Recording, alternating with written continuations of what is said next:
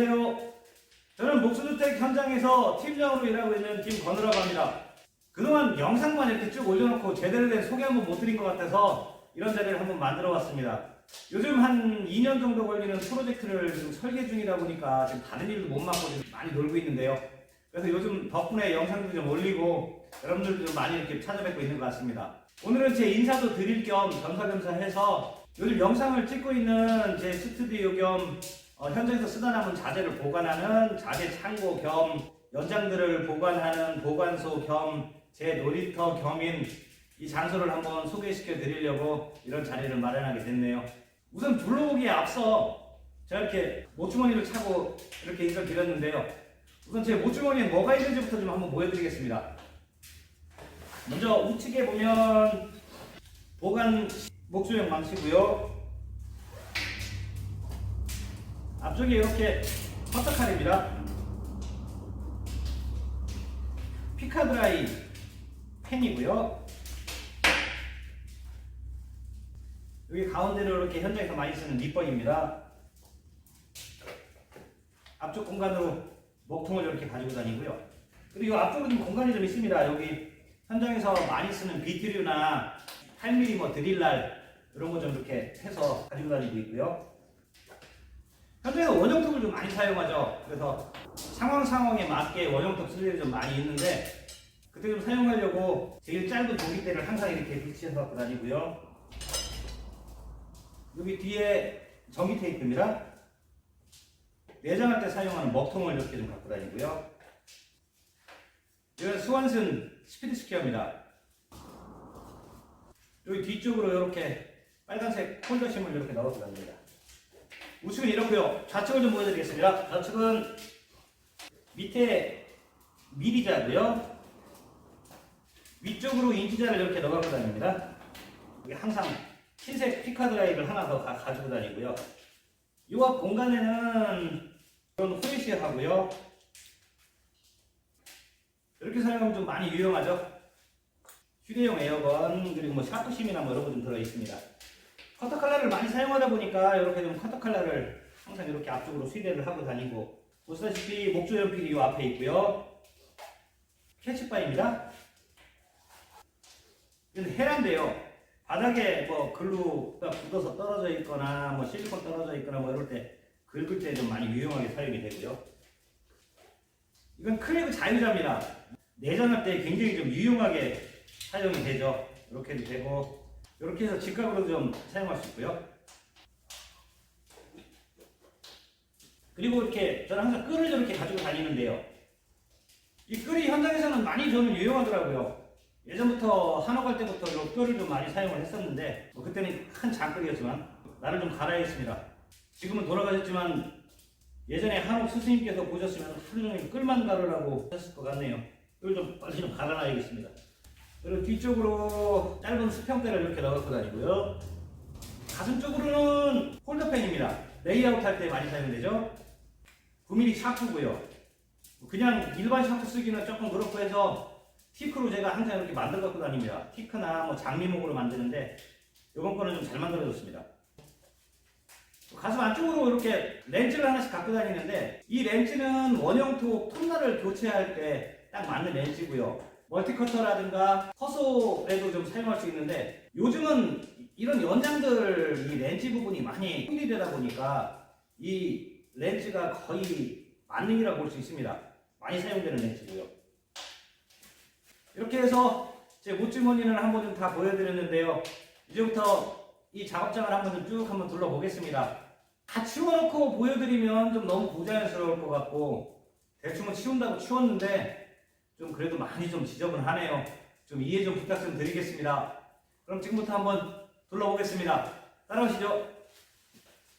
자, 먼저 입구 쪽에서부터 쭉 한번 둘러보겠습니다. 작년 늦가을에 유튜브 영상에서 거꾸로 타는 난로가 한참 유행이라고 그래가지고 만들어 봤습니다. 사실은 요 위쪽으로 나무를 집어넣고 해야 되는데 작업장이 좀 넓은 공간이다 보니까 거꾸로 타는 난로는 사용하는데 좀 문제점이 많이 있더라고요. 나무를 많이 집어넣어가지고 고화력을 내려고 하면 연기가 역류를 해서 온통 역류로 꽉 차버립니다. 만약에 이런 데서 하시게 되면 괜히 고생하지 마시고요. 입구하고 배출구만 해서 간단하게 만드시는 게 나을 것 같네요. 자, 다시 입구 쪽에서 보시면 테이블의 다리를 만들 때 용접을 좀 하고, 현장에서는 철근 배근할 때 용접을 좀 하려고 용접기가 비치가 되어 있습니다. 샌딩기인데요, 올인에서 나온 샌딩기입니다. 나름 이렇게 집진을 한다고 해서 사용을 하고 있는데 가격 대비 상당히 좀 괜찮은 제품인 것 같습니다. 바로 옆으로 탁상 드릴이 있는데 좀 급해서 싼 거를 좀 사가지고 좀 사용을 했었는데 이제 좀 수명이 거의 다 된 것 같습니다. 좀 좋은 걸로 좀 바꿀 때가 되지 않나 싶네요. 옆으로 작업선하고 에어선이 좀 보이고 있고요. 이것은 소품을 만들 때 쓰다 남은 짜투리 나무나 이런 것들을 좀 모아놓은 선반인데요. 맨 끝으로 10인치 막기다 슬라이딩 각도 절단기인데요. 저희 세컨톱이고요. 헤더라든가 이런 걸 짤 때 사용을 하고 있습니다. 하부 쪽으로 조그만 공구함이 있고 밑에 각도 절단기가 하나 더 있고요. 중간에 9인치 스킬이 있고요. 조그마한 연장들을 이렇게 쭉 담아 놓는 박스고요. 예, 이것은 청주에서 식당을 하고 있는 친구가 필요 없다고 갖다 준 건데, 육절기인데요. 잘만 세팅을 하면 좋은 밴드소가 나오지 않을까 싶네요. 이쪽에는 간단한 소품들에 들어가는 철물들을 좀 모아놓은 선반이고요. 지금 보시는 곳이 제 스튜디오입니다. 안 보이는 쪽은 많이 지저분합니다. 피스류가 종류별로 좀 구비가 되어 있고, 이곳이 유튜브 영상을 찍는 지금 스튜디오라고 만들어 놓은 데고요. 우측으로는 요즘 주로 많이 쓰고 있는 카탈로그나 잡지들을 모아놓은 책장이 보입니다. 다시 한번 돌아가 보겠습니다. 보시 GTS 10XC라고 하는 테이블소입니다. 위에다가 썰매를 이렇게 해서 사용을 하고 있고요. 각도 절단기고요. 저희 현장 메인톱인데요. 12인치 디월트 슬라이딩 쏘인데 얘도 지금 현장에서 한참 돌아가고 있어야 되는데 빨리 좀 설계가 좀 끝났으면 좋겠습니다. 합판 원장으로 만들어 놓은 테이블 쏘입니다. 큰 합판을 켤 때 굉장히 유용하기 때문에 설치를 해 놨습니다. 뒤쪽으로 받쳐 놓은 거는 목조주택 골조 작업을 할 때 OSB를 켤 때 사용하는 톱다이고요. 자동 대패입니다. 소품을 만들 때 필수적인 장비죠. 합판 보관대인데요. 이렇게 세워서 보관하면 휘지도 않고 밑에 바퀴가 달려서 이동도 가능하게 만들어 놨습니다. 제일 지저분한 장소입니다.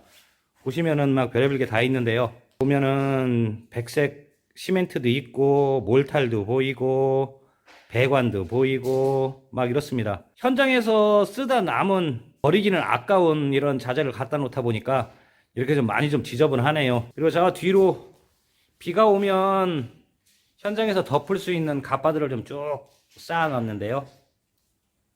자, 반대쪽으로 돌아오면 콤포하고 우마라고 하죠. 안전발판. 지금 이쪽은 내장에서 쓰는 타카들만 쭉 걸어 놓은 곳이고요. 지금 보시면 옆에 이렇게 걸쇠를 이렇게 만들어 놨습니다. 못주머니에 다 걸 수 있게는 되지만 아무데나 툭툭 쉽게 현장에서 좀 걸 수 있도록 하기 위해서 이렇게도 걸리죠. 걸을 수 있는 공간이면 창틀이 됐든 뭐 어디가 됐든 다 이렇게 걸리기 때문에 현장에서 이렇게 걸쇠를 만들어서 사용을 하면 굉장히 유용합니다. 다시 뒤로 가보면 타이백인데요. 초반에 기초 작업을 할 때 저희는 타이백을 시공을 하기 때문에 구비를 좀 해놓고 있습니다. 이쪽은 네일건하고 기타 멀티커터라든가 컷소라든가 현장에서 사용되어지는 박스로 된 작은 연장들을 좀 모아놓은 곳이고요. 연장을 빼놨는데 루터 테이블입니다. 소품을 만들 때 이렇게 사용할 수 있게 루터를 속에다 집어 넣어서 루터를 사용할 수 있는 루터 테이블이고요. 트리머 테이블입니다. 이렇게 트리머가 지금 설치가 되어 있습니다. 쭉 보시면은 청소기나 이런 것들이 좀 많이 있죠.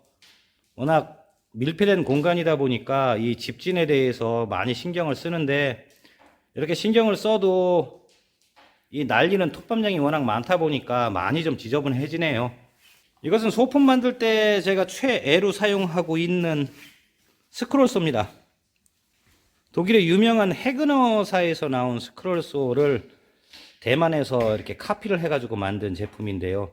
가격 차이가 거의 반밖에 안 돼서 기능은 똑같지만 약간만 튜닝을 하면 해그너 못지 않은 성능을 발휘하기 때문에 한 몇 년 전에 구입한 스크롤소입니다.